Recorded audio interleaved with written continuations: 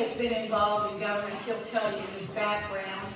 But we are really delighted that he has come and taken on the big task of taking on Lindsey Graham for the U.S. Senate. So I would like for everybody to join me in giving Paul Dan a big round of applause. Thank you for coming.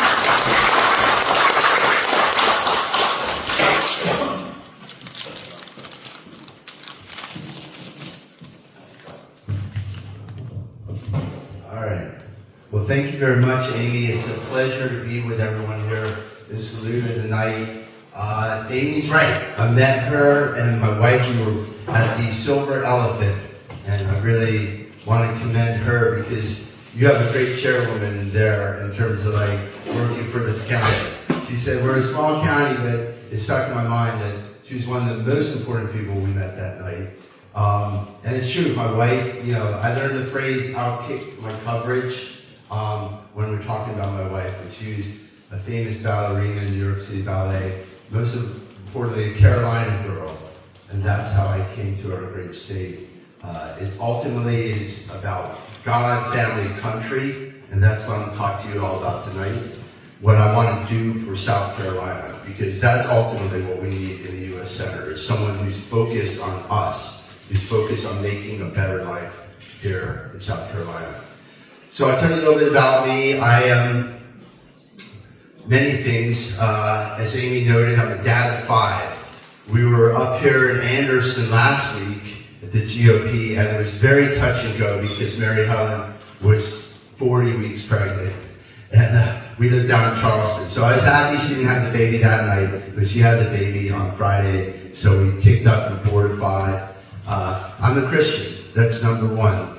And this is why I'm really standing up. My name is Paul. My parents, probably greatest gift is calling me an apostle, but this is something I feel a calling to do. I feel we all have gifts in life, and this is the one that the Lord has put on me to do. I'm a deplorable. Okay, so many of you know that phrase, but I embrace it. I came from the working class stock, like many or all of you all did. The folks who fought these wars, who came back and worked in the factories, farmed, only to see the enterprises shipped overseas and drugs and malaise set in. So I'm the grandson of a textile mill foreman, and my parents were the first to go to college in their families. And I'm the first to be non-union. So this is working class stock. I'm a K through 12 public school guy. My mom was a public school teacher. My mother-in-law was a public school teacher. And I went to MIT, undergrad and graduate school. I often say I took a little bit of a wrong turn after that and went to law school. Became a lawyer, but at the University of Virginia. And that's where I really became a core constitutional conservative. I've been raised that way, but that's where my attention really came from learning the law at the University of Virginia. Like I say, I went on to practice law, went up to New York City with this massive debt. I grew up outside Baltimore. My dad was in the military, in a Vietnam vet. We moved around. He was a doctor and ultimately was a professor at Johns Hopkins. But I went up there, and the best thing that came out of New York was meeting my wife, who was in New York City ballerina. We decided we got married on Johns Island here 20 years ago, outside of the Low Country, and one day if we were blessed enough to have kids, we were going to come down to God's country, and that's what we did. So, like I say, I came to Carolina for a beautiful Southern woman who's very demanding and doesn't take no for an answer.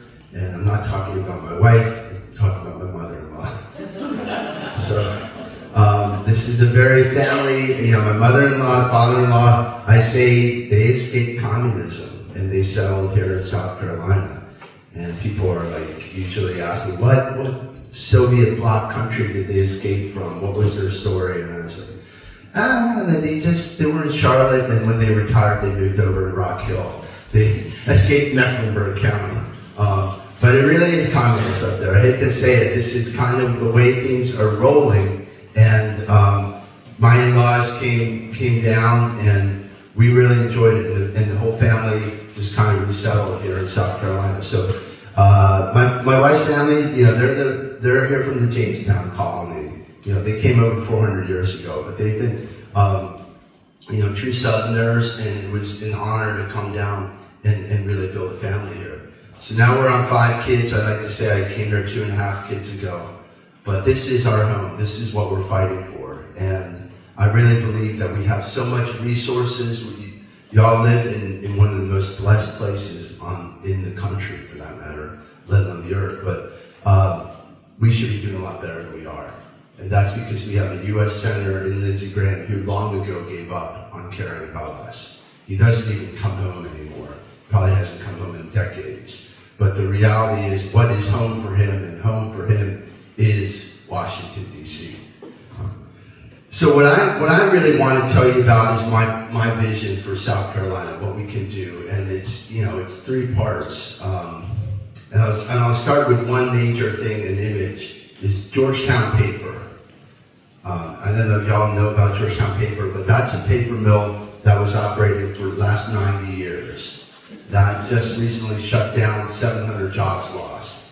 And people's entire livelihood, their families, generationally have worked there only to see the mill shut down. Now we import $29 billion of paper products and lumber into the United States, but we're still shutting down paper mills here in South Carolina. And I was just talking to a lady today, 110 acres, I believe, in pine. Look, this has been an industry that has helped our state for the last 250 years, and we cannot keep letting these industries go. You saw what happened with textiles, and we saw obviously what happened with steel. So I'm talking about going back to the basics, bringing back the king, bringing back cotton, and actually starting our own kind of textile where we're going to have healthy living and healthy clothes and make it right here in South Carolina, grow it and raise it. How are we going to do that? Well, we have one of the best agricultural schools in the entire nation up the road in Clemson.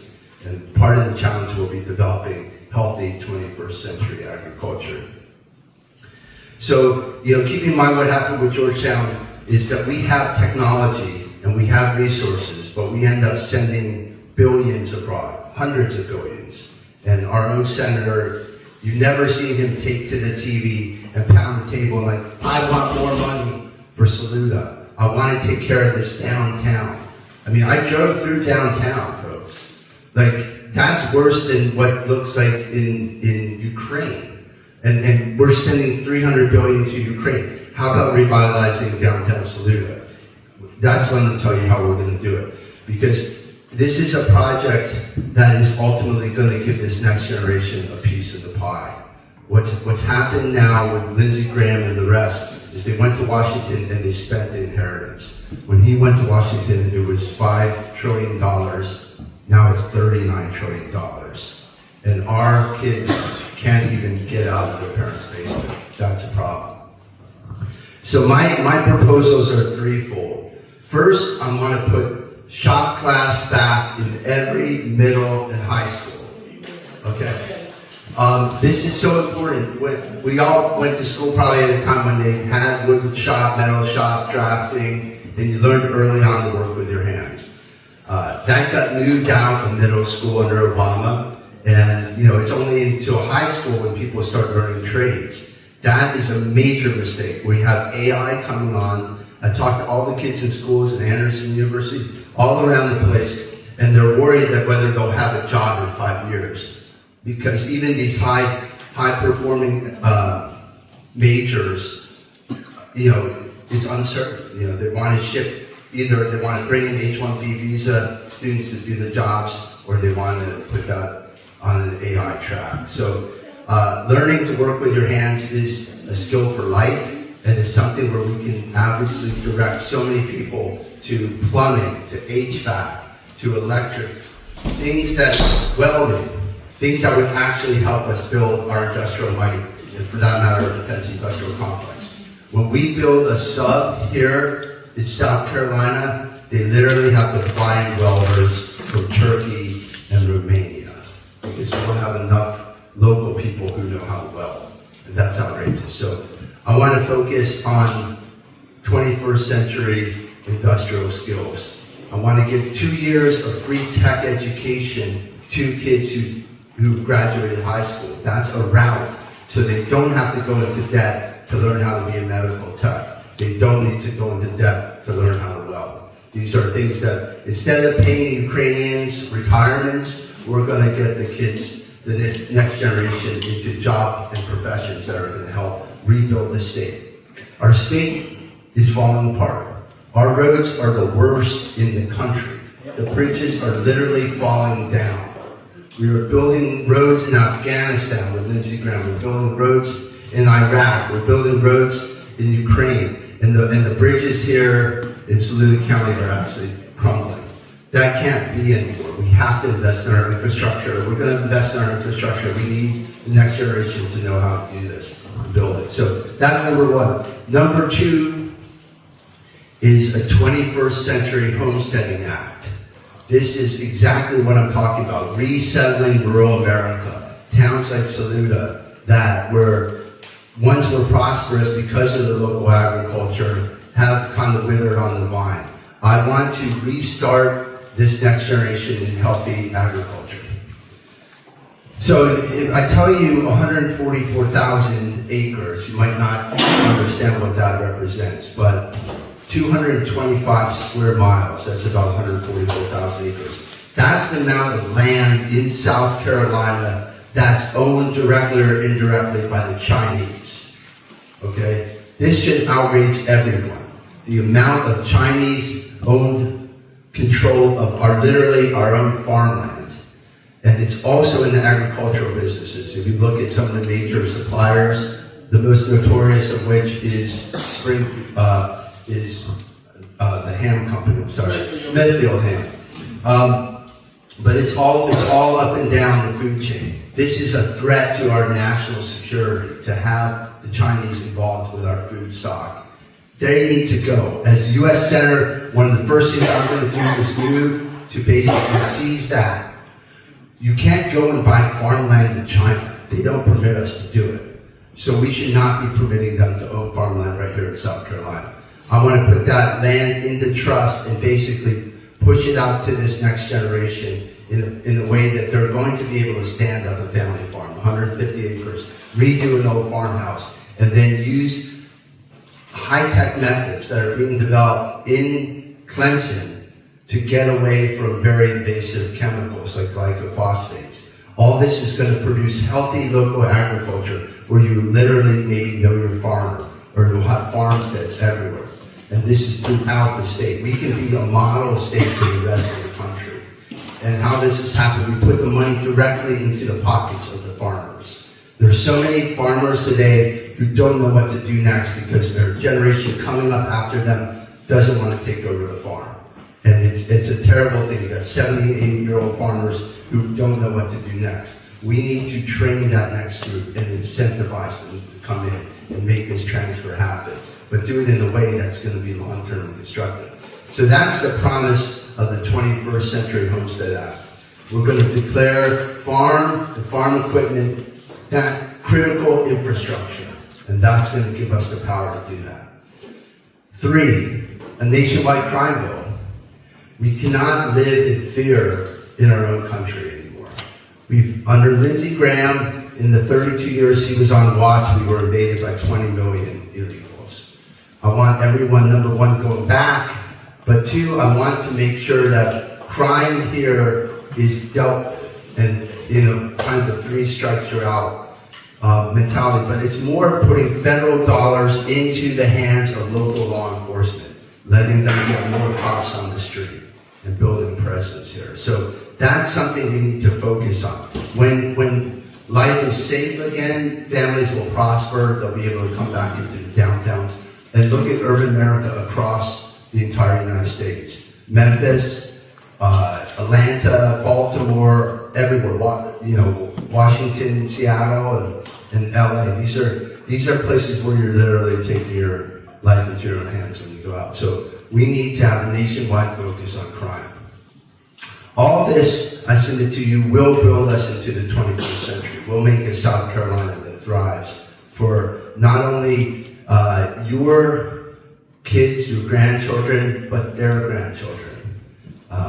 We have a declining birth rate. I can't do everything myself. We need to have these kids come together and start families, you know, and it's you know, they grew up on the internet and all these, you can talk to a blue in the face how they don't have, you know, the courage to kind of go and meet one another face to face because they've been, you know, forced these machines and they've changed the way they think. But we need to show them that this was God's plan. God wanted us to come together and be fruitful and multiply. And this is the bounty that our ancestors fought for so they could one day have a better life, our next generation. So that's why I'm standing up. Look, I can't take Lindsey Graham one more day. I worked for President Trump from the jump. I started in 2015 at a time when Lindsey was saying, he'll be the worst, you know, nominee in the history of the Republican Party. And then he would, you know, he went on and said, you know, Donald Trump, you can tell him to go to hell and all these sort of things. But he didn't stop after Donald Trump won, right? He went on to do the Russia hoax. And he's the guy who famously told John McCain to give the Clinton dossier to the FBI. So Lindsey Graham just can't be trusted. He's now attached to the hip at Trump, kind of like a tick. But he's not, he will switch on Trump in a heartbeat. He's a guy who was, when given the post at the chairman of the Judiciary Committee, right? He basically just ran interference for the other side. He appointed both judges by Obama, both Supreme Court Obama judges. This is what our Republican senator does. Okay, put on Justice Kagan, Justice Sotomayor. We don't need a Republican senator from South Carolina being the handmaid of the Democrat Party. He did the same the second Trump was out with Joe Biden, and he put on all those district court judges. You get upset about the injunctions, right? They're stopping Trump from putting this program in place. Well, that's a Democrat judge, right? And you look down the line, that's only because Lindsey Graham did it. Famous Deborah Boardman, a district court in Maryland. Only reason she sits on the bench, she's a radical leftist, and she's on the court that oversees the National Security Agency. This isn't just some dumb district court. This is the one that has the purview over our entire spy operation. She sits there because Lindsey Graham, you know, refused to show up to vote. And she got put in. And obviously there's a reason he refused to show up. This is how he curries favor with the left when we're out of power. So, look, 32 years is enough with this guy. You know, maybe he did some positive things in the end, but right now he has gone off the deep end, and we're hurtling towards a major kinetic war. And that's ultimately, look, I trust in Trump. I've been fighting for him since 2015. I'm what he calls one of his killers, because I went up there, I worked for Dr. Carson at HUD, and worked on veterans homelessness. Ultimately, I took over what's called the Office of Personnel Management that oversees the 2.2 million federal workers. And I was the guy who started draining the swamp, who started putting the president back in charge of the administrative state, firing bureaucrats when they refused to go along with the agenda, rightfully. So that is what I've done, and as a token, the president appointed my wife to the board of the Kennedy Center. So that's, you know, everybody else there is a billionaire, except for, I'm not a billionaire. But, you know, Mary Helen serves there, and it's in personal honor that he did that. But that's just a token of how much I was able to deliver in that first term. I want to be his #1 fighter in the U.S. Senate, not someone who's going to turn around and stab him in the back. And we've seen that routine from Lindsey many times. So, you know, I'll close by saying, this is your Senate seat, folks. There's no lock of Lindsey Graham. This is all about us taking it back. And that's the essence of democracy. As Amy said, I stood at Project 2025, but that was a plan to make sure President Trump could roll out day one.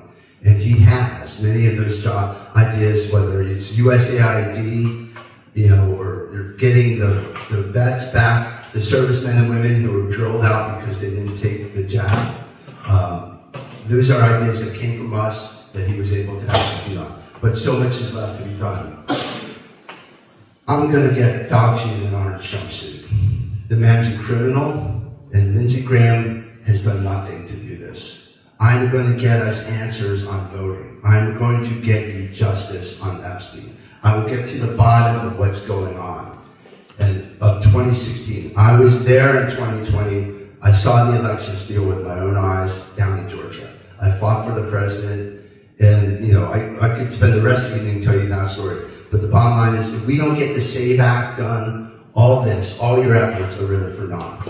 And with Lindsey Graham is a senator who is hiding behind the rest of the Union Party, and that's why they won't bring that to a vote. They won't even stand up to filibuster, which is outrageous. So we need a U.S. senator who's actually going to be one of President Trump's greatest fighters in the U.S. Senate, and that's why I'm standing up to do this. Like I say, I had I have a beautiful wife and family in Charleston and a happy life, but I could not sit on the sidelines when no good people stood up for this. And that's how we got here in the first place. This town should be flourishing. You're in the heart of America. And, to drive through and see empty stores and that, the basics have not been upgraded, that's inexcusable, and we should never accept it. So I'm proposing a new date for South Carolina that starts June 9th by voting for me. So thank you all for coming out. I'd love to take your questions, and God bless you all. Thank you.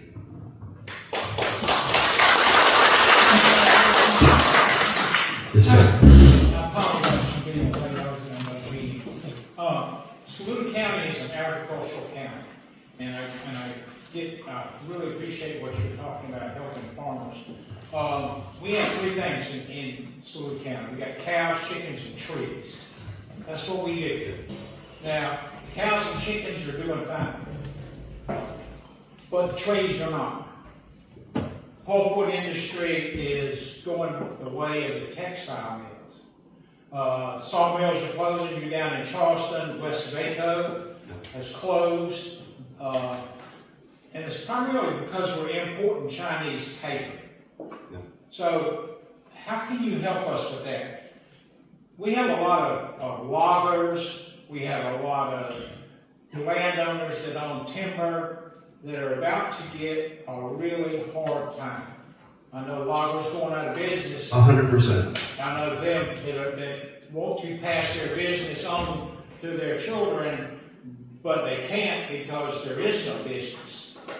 So this is nothing else you remember Georgetown paper. That's why I said this, because this has to stop. We can't let our core industries just actually pull out right underneath our nose. And like as I said, it's a grandson of a textile mill worker, a foreman. You only see these mills shipped overseas. I want to bring them all back, but I'm going to stop the ones that are still here from leaving in the first place. How do you do that? It's partly this 21st Century Homesteading Act, declaring things critical infrastructure. But like I said, we would rather put the money into supporting a mill to retrofit that to make it 21st century technology than shutting down the mill in South Carolina. And that means, yes, we will put tariffs on Chinese paper, on this sort of products coming in. And for that matter, the Canadian stuff. We need to build here first. So instead of putting $300 billion in Ukraine and standing up their steel industry, we do it here at home. And if that means carrying people for a little bit, we do it. Because these loggers, they have families. And those families, when their dad or their mom loses their job, they unravel. And kids go on opioids. And whatever the case is. 2,000 people die of opioids still on our streets in South Carolina this year. Okay? All these economic changes have disastrous results. You should be really upset about what's going on here. This is not just a beauty pageant. This is people are dying entire lives because their economics get ripped up and the people lose their sense of purpose. And this, like I said, is not only a core industry, pulpwood, but it's one that's allowed this state to flourish for 250 years. And one I will do everything to keep going. So that means having a U.S. senator who's going to put the screws to the foreign companies when they sell there. Now, part of it also is we were attracting new investment in South Carolina by making sure we have that industrial workforce ready to roll, which means putting our resources towards training them in the first place. So it's a very good question, sir. It's something I'm very committed to, particularly making the forest products lumber industry flourish here again. And also the last thing to say on that is there's been a lot of incursion there with local zoning and this kind of agricultural, if you will, easements that are put on by extreme environmentalists. And that's cutting into the actual ability for people to cut timber.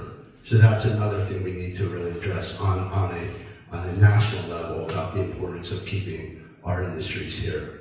If we can't literally build for ourselves, we will never have a strong United States. And that starts with not only wood, but steel, because we'll never have a 21st century Navy or military without Islam. Mine is 3 parts, it'll be quick. Sure. You said China claims how much property during U.S. acres?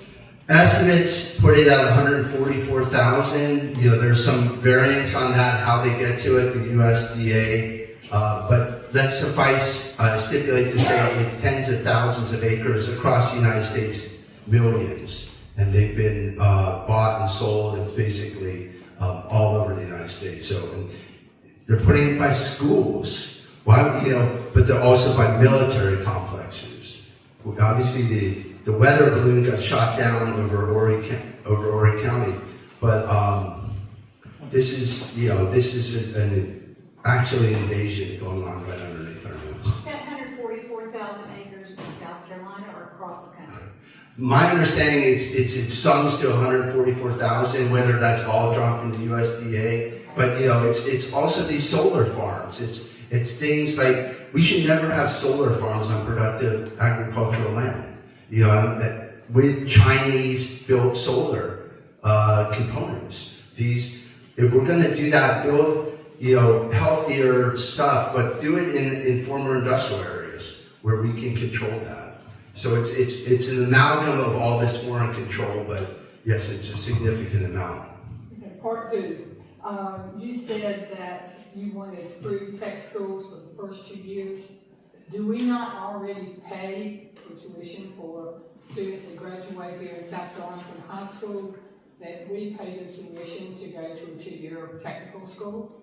Not on the level that we should. I meet all these kids who are taking on debt to go to 2-year schools. And that's what we're I basically have a saying. grandson that goes Yeah. to 2-year school and we don't Yeah. have to pay his tuition, so that's why. Well, that may be the case for him, but it's not universally the case. We need to really make this the top option, and it needs to be expanded out. I want top of the line, cutting edge robotics, cutting edge electrical work. We not only have to rebuild this grid, everything's going on it, but there's no way we're getting the supply of people. It needs to be an incentivized thing for people to go to school, where basically college is a trade-off, where when you're electing to go to college, you better make sure you're doing a serious major that will pay for itself. My last question is, you said you worked in the Trump office, or for the Trump people, you worked with Dr. Carson, and then you said in 2015 that you will work in the office of person? No, okay, I've been supporting President Trump since 2015. I went to Pennsylvania, I helped get him elected as a volunteer in the legal war room. After that, I worked my way to get into the Trump administration, first at Department of Housing and Urban Development under Dr. Carson, Office of Community Planning and Development. And after 6 months there, I moved to what's called the Office of Personnel Management, which is in charge of the 2.2 million federal workers. And the reason that is important was because when I was at HUD, I saw that Dr. Carson could not put into effect the president's agenda. And the reason he was being stymied was because of recalcitrant bureaucrats, some of whom had been formerly political appointees under the Obama administration, and they have what you call burrowed their way in. And all of that is actually superintended by an office called the Office of Personnel Management, which runs the HR function of that. So I became the White House liaison at OPM, and later on the chief of staff. and we revolutionized the hiring. That's why the phrase personnel as policy is the centerpiece of Trump 47. The work I did, I was able to, it took me 9 months to get the job, right? I'm a guy who has not 1 but 2 degrees from MIT, the University of Virginia, and a top-notch attorney. And I couldn't even get my foot in the door. And it's because the Trump administration had turned over hiring to the career officials, and they didn't want effective fighters in there. I got over there and I made sure that we installed our own people. The first day on the job, I got a copy of the organization chart. At OPM, there's a director, and then there's 5 associate directors. This agency was stood up in 1978 under President Carter to reform the bureaucracy. And then at that time, those 5 were all political appointees. Fast forward 40 years later, and what had happened was that they were all political, they were all careers. And this is what had happened was they had built the bureaucracy, and the inmates were essentially running the asylum. These are important jobs. One's called performance management, which sets not only the qualifications for getting hired in the US government, but also the qualifications for measuring people's performance. And, you know, I'll digress a little bit, but when the federal service was stood up in 1883 under Pendleton, 10% of the jobs were supposed to be for career civil servants, 90% for the president to have direct control over. 120 years later, 99.7% of the jobs fell under the civil service. The civil service is almost impossible to fire people. And with that performance rating, essentially the career people were giving themselves out their own ratings, and sure enough, they were evaluating themselves as 99.7% were performing as fully successful or better. Less than 1/10% was actually adjudged to be failing. And anyone who's ever been in enterprise knows that, 100 people in the room, there's more than one who's failing on the job. So that's what I did. I took over the U.S. Office of Personnel Management, turned that hiring time from 9 months to a week and a half. And we just went out like a knife through butter, because no one had the courage or the brains to stand up and say, stop, this is not how it was supposed to be. And I'm not going to accept the status quo. Thank you very much. Yes. Yes, sir.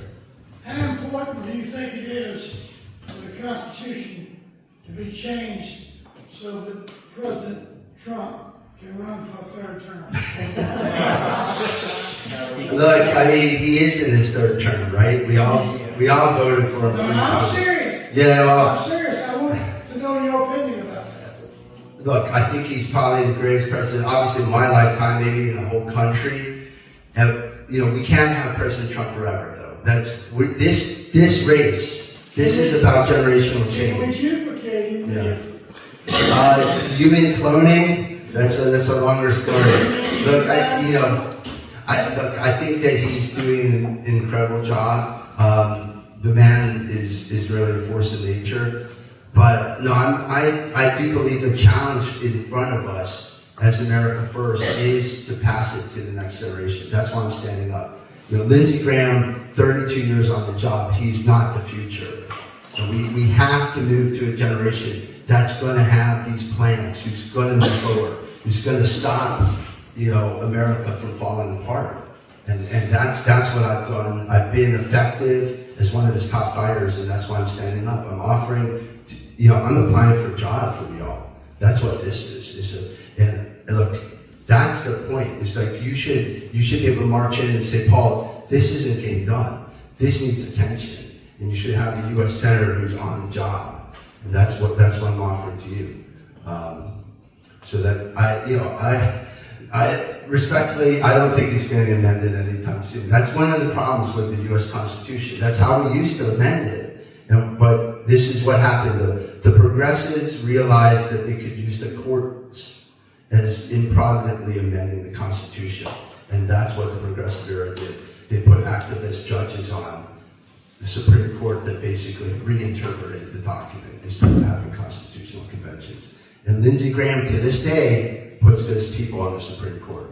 Justice Sotomayor, Kagan, and the whole writ of them. Actually, the most dangerous level is that circuit court level, the intermediate courts, which his philosophy is if a Democrat wants it, they get it unless, there's some major political problem with it. But he's ready to be deferential. And that's not how the Democrats play the game anymore. Maybe that's the senatorial way of 60 years ago, but no one else is playing by those rules. We have time for one more. Okay, yes. How do you feel about the situation at airports? Awful but avoidable. This is the showdown, and this is what happens when you have feckless U.S. senators who kick the can down the road. That DHS should have been rolled into the ultimate big, beautiful bill. And what the Democrats left